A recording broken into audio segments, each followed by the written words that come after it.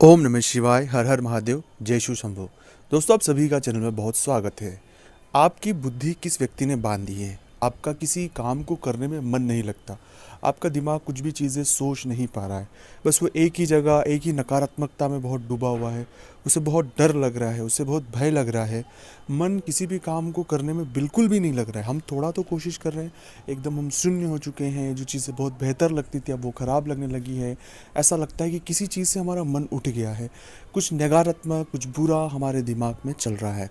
तो बुद्धि अगर किसी व्यक्ति ने बांध दी है, या हमारी बुद्धि जब काम नहीं कर रही है, हम जो निर्णय ले रहे हैं वो निर्णय सही नहीं हो रहे हैं, हम गलत डिसीजनों की ओर जा रहे हैं, हम गलत तरीकों की तरफ जा रहे हैं, हमारा जीवन पूरी तरह से गलत ट्रैक पे जा चुका है, तब ये मन में प्रश्न उठता है कि कहीं किसी व्यक्ति ने हमारी बुद्धि बांध तो नहीं दी है।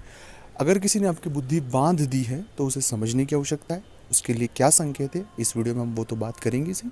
दूसरा ये कि अगर किसी व्यक्ति द्वारा इस तरह की चीज़ें हो चुकी है तो कैसे इससे हमें बाहर निकलना है, क्योंकि हमारा मूल उद्देश्य तो इस परेशानी से बाहर निकलना है। तो जब कभी भी आप किसी काम में बार बार करने के बाद सफलता ना मिल पाना, चीज़ों को लेकर बहुत एफर्ट लगाने के बाद भी परिणाम ना मिल पाना, चीज़ें बहुत नकारात्मक जाना, जो लोग हैं वो बार बार धोखा देना, हम बहुत जल्द जिन पर विश्वास कर रहे हैं वो लोग हमें धोखा दे रहे हैं, हमारे साथ ऐसी सिचुएशनें हो रही है कि कोई अपना नहीं है। बुद्धि न तो विवेक से कोई डिसीजन ले पा रही, ना कुछ समझ पा रही। सब चीज़ें देखने के बावजूद भी हम सही नहीं देख पा रहे। जब कभी भी ऐसी परिस्थिति किसी भी जातक के जीवन में होती है, तब बहुत हद तक जो चीज़ें मैं आपके साथ साझा कर रहा हूँ उन्हें समझने की आवश्यकता है। इस तरह की परिस्थिति में बहुत सारे ग्रहों का हाथ होता है, हम किसी भी एक ग्रह को इंडिकेट नहीं कर सकते। खासकर मन की स्थिति के लिए चंद्र वो घटता बढ़ता है। अगर आपकी कुंडली में चंद्र बहुत ही ज़्यादा डाउन में है तो उस वजह से ये मन की स्थिति बार बार होती है। कई बार शनि, राहु और शुक्र की जो नकारात्मक युति अगर हो जाती है तो उस वजह से भी इस तरह की जो परिणाम हमारे जीवन में दिखाई देते हैं। खैर, ये आप अपनी निजी कुंडली की बात है, आपकी व्यक्तिगत कुंडली की बात है।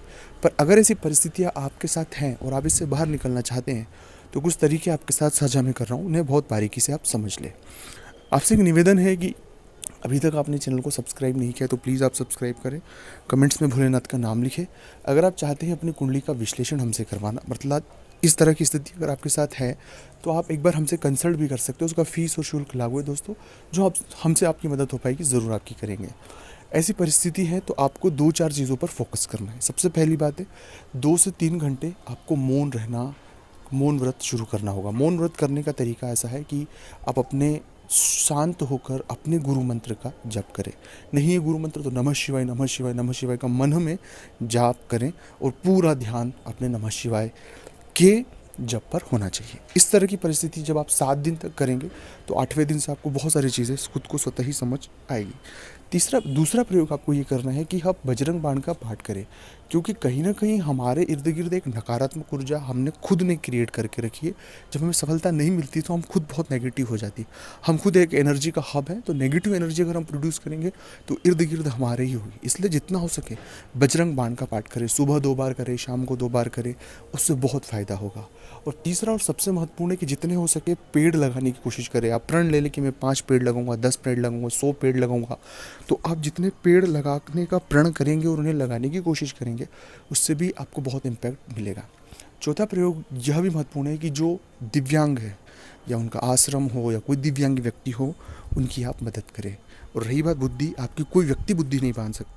हम केवल हमारी परेशानियों में बहुत उलझ जाते हैं।